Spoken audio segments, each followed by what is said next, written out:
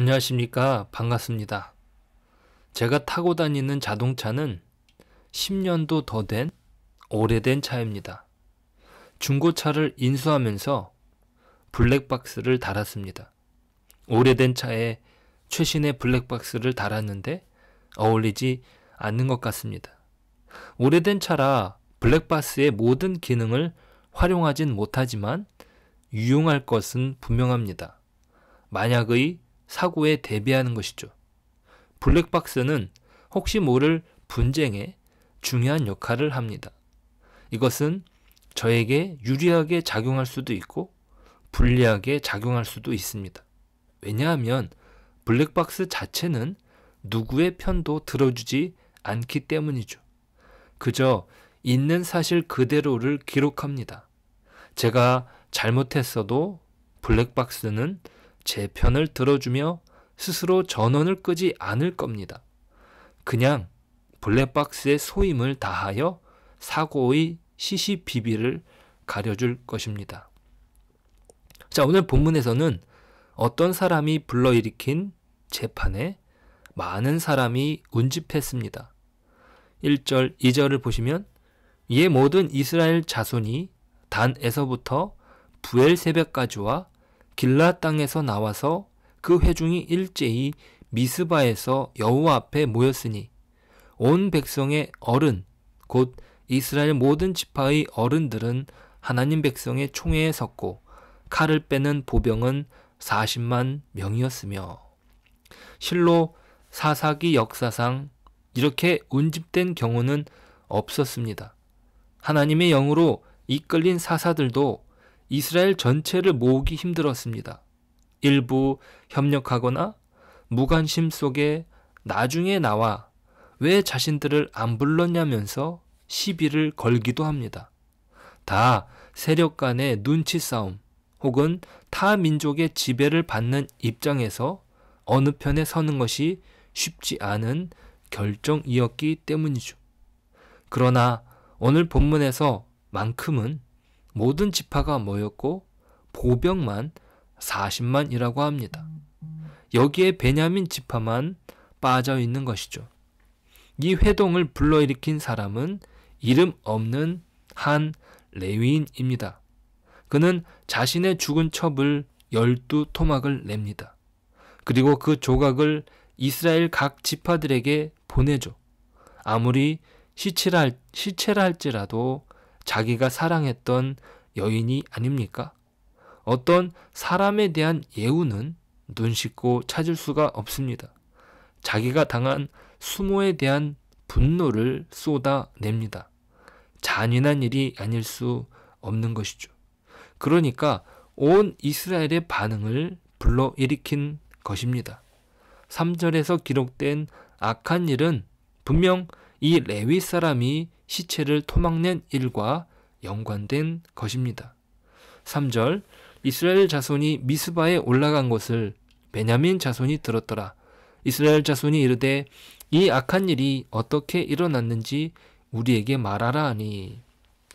자, 그러니까 아직 레위 사람이 자신의 이야기를 쏟아내기 전이었기 때문에 이스라엘이 이렇게 반응하는 것은 어떻게 이런 일이 발생할 수 있느냐는 거예요. 레위 사람이 악한 것은 자신의 첩을 사랑했던 것이 아니기 때문이고 그를 사로잡은 생각은 오로지 복수심입니다. 한낱 여인의 시체는 자신의 복수심에 이용합니다. 그가 사용한 충격적인 방법은 온 이스라엘을 소집합니다. 1절의 단에서부터 부엘세바까지와 길라 땅에서 라는 문장은 이스라엘 전체를 지칭합니다. 우리나라로 치면 백두에서 한라까지 라는 의미죠. 온 이스라엘을 다 불러 모아 그는 자기에게 우호적이지 않았던 기브와 성읍을 고소합니다. 자신을 괴롭혔던 기브와의 불황자들을 콕 집어서 이야기하지 않습니다. 이렇게 벌어진 일에 증리될 만한 노인과 종에 대한 언급도 없습니다. 그러니 그의 말은 그럴싸하게 포장되었죠. 그들의 죄목은 살인죄입니다. 자신을 죽이려 들었고 여인은 능욕하고 죽게 내버려 두었다는 것이에요. 5절 기브아 사람들이 나를 치러 일어나서 밤에 내가 묵고 있던 집을 에워싸고 나를 죽이려 하고 내 첩을 욕보여 그를 죽게 한지라. 하지만 실상은 어떻습니까? 기브아 사람들이 아니라 기브아의 불량배들이며 그들은 자신을 능욕하려고 하였고 오히려 자신이 여자를 그 사람들에게 넘겨주었습니다. 게다가 그녀를 염려하지 않고 잠자리에 들었습니다. 그녀의 죽음에 레위인의 잘못은 전혀 없는 것입니까? 아니죠. 그녀의 희생을 대가로 자신의 목숨을 건진 것입니다. 그날 밤의 단잠은 그녀를 내어주고 얻은 대가입니다. 게다가 이 레위 사람은 자신의 복수를 위해서 이스라엘 사람들도 희생시키고 있습니다. 여기에서 이스라엘이 정신 차리고 했어야 하는 일은 무엇입니까? 레위 사람의 말만 믿고 밀어붙일 이야기가 아닙니다.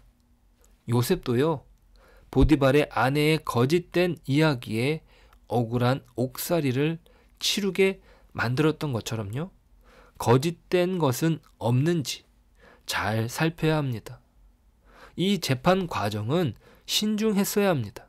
율법에도 2명 이상의 증인을 요구합니다. 신중하게 진행되어야 할 재판이 한 레위인의 잘못된 복수심에 세속화되었습니다. 하나님께서 무엇을 보여주시는 것입니까? 이스라엘에 왕이 없을 때에 벌어지는 일입니다.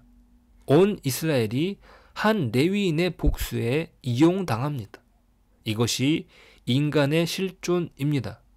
역사가 보여주는 신뢰도 수없이 많습니다. 중세시대 마녀 사냥도, 유대인 대학살을 저지른 나치와 손잡은 독일 교회도, 예수님의 시대에 간음한 한 여인을 데려와 돌로 쳐 죽이려던 사람들도 마찬가지입니다. 우리는 어떻습니까? 감정에 쉽게 사로잡힙니다. 죄에 노출된 사람의 실존이 그렇습니다. 다 잘해도 무언가 마음에 안 들면 다 싫어집니다. 인간의 감정이 우상이 될 때에는 인정사정 안 봐줍니다. 내 감정이 풀릴 때까지 상대방을 찌릅니다. 그것이 정도가 지나칠 때에는 다툼이 벌어지고 결국 원수지간이 됩니다. 사실 인간 관계를 잘 살펴보면 큰일에서 시작되는 것이 아니라 아주 사소한 일로 시작되어 크게 번지고 어떻게 할 수 없을 지경까지 이르는 것입니다. 그것은 바로 자기 중심성에서 벗어나지 못했기 때문입니다. 자, 그렇다면 우리는 어떻게 해야 할까요? 복음으로 중심을 잡아야 합니다.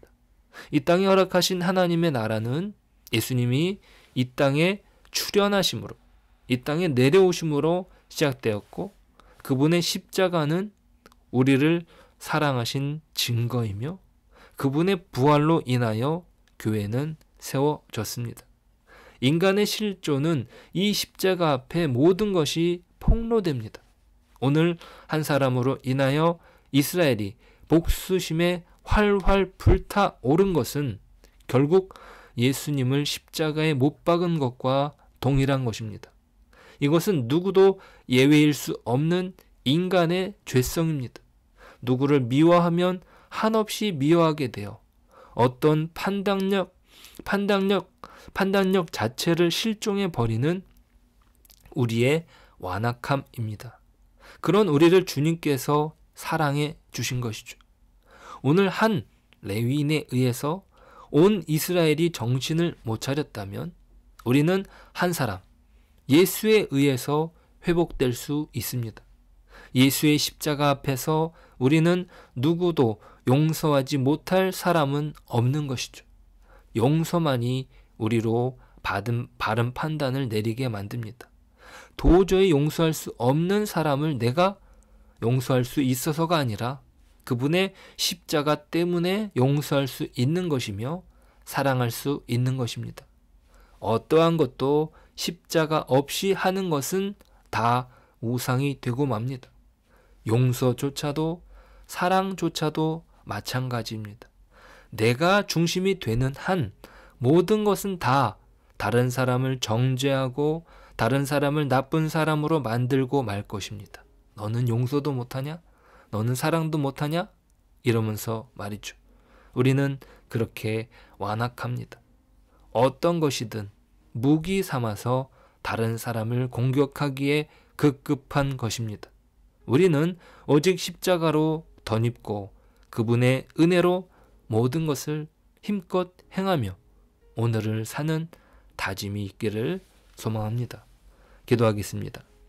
하나님, 우리의 오늘이 그리스도로 덧입기를 소망합니다. 그리스도로 행하는 우리의 모든 것은 바로 우리의 자랑이고 그리스도 안에서만 그 모든 것들은 온전해집니다. 우리는 우리 스스로를 자랑할 수 없으며 우리가 행하는 모든 것이 다 우리의 자랑일 수 없는 것은 오직 예수님의 십자가만이 자랑이기 때문입니다. 하나님, 오늘 예수님 안에서 명예로운 삶을, 예수님 안에서 행복한 삶을 살도록 은혜를 부어 주옵소서. 예수님의 이름으로 기도드립니다. 아멘.